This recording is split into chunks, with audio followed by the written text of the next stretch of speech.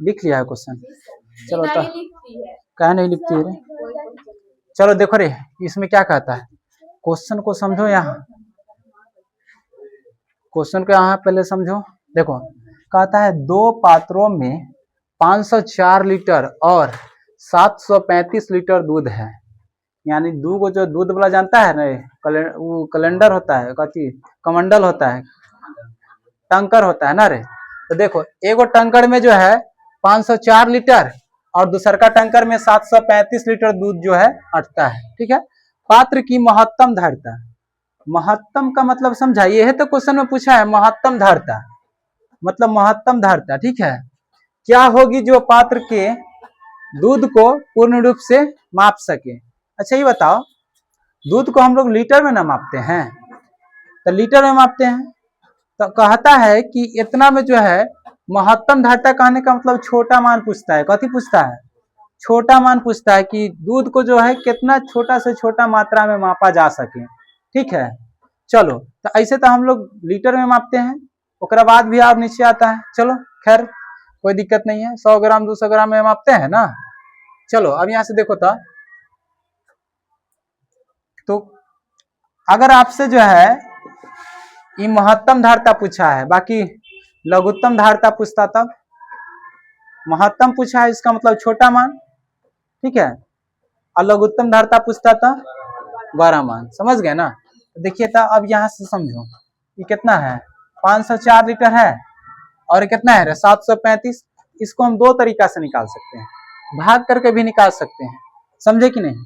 भाग करके भी इसका महत्तम धारिता निकालना है तो हम भाग करके भी बना सकते हैं, या एल्गोरिथम का प्रयोग करके भी बना सकते हैं, और नहीं तो गुणनखंड करके भी बना सकते हैं। समझे कि नहीं?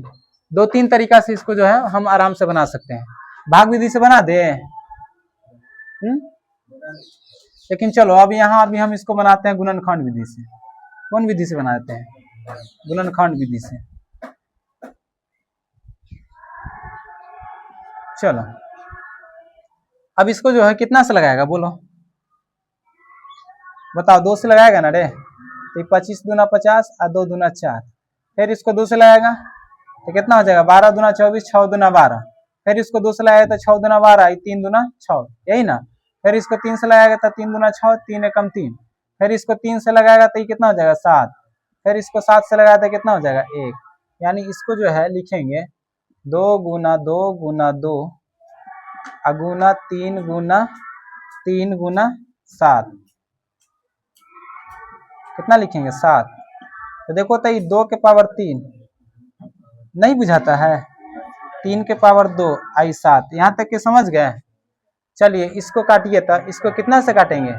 2 से तो ये नहीं कटेगा, 3 से काटिए।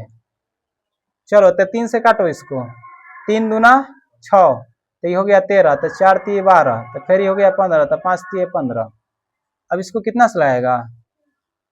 2 से ना कट तो 3 से भी नहीं कटेगा, 5 से लगाओ, 5 से लगाओ, 5 चौका 20, ये हो गया कितना 45, तो 9 5 45। समझा कि नहीं?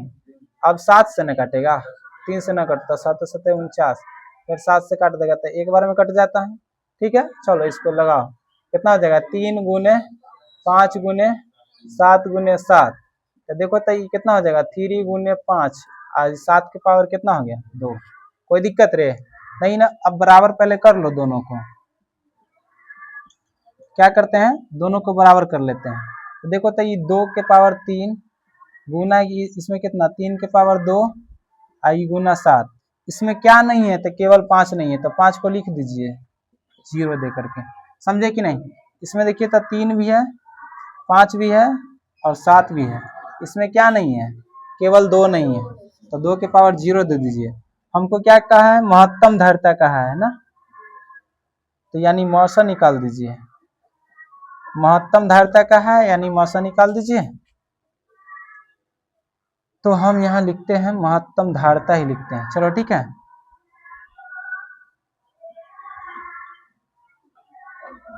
महत्तम धारिता, ठीक है। तो चलो महत्तम धारिता यानी मौसम में जो हमारा क्या लिया जाता है? सबसे छोटा घात लिया जाता है। क्या लिया जाता है बोलो जल्दी? छोटा घात। चलो 2 इसमें भी है, 2 इसमें में है, इसमें भी है, तो क्या लेंगे 2 के पावर 0, देखो तो 5 इसमें भी है, 5 इसमें भी है, तो 5 के पावर 0। 3 एकड़ों में है, 3 एकड़ों में है, तो छोटा लेंगे तो 3। अब कौन हो जाएगा? 7 एकड़ों में है, 7 एकड़ों में है ना? तो चलो ये 7 लिख दो। और कोई दिक्कत है रे? इसमें और कुछ लिखना है? बोलो हाँ या ना? 2 का कंपेयर कर लिए, 3 का भी कंपेयर कर लिए, 7 का भी कंपेयर कर लिए और 5 का भी कंपेयर कर लिए। हाँ, 3 के पावर 2 और 3 के पावर 1, तो कौन बड़ी है ना, ये छोटा है ना, तो महत्तम में छोटका ना लिया जाता है। समझे कि नहीं? तो चलो अब देखो तो इस सब का पावर 1 हो जाएगा मान।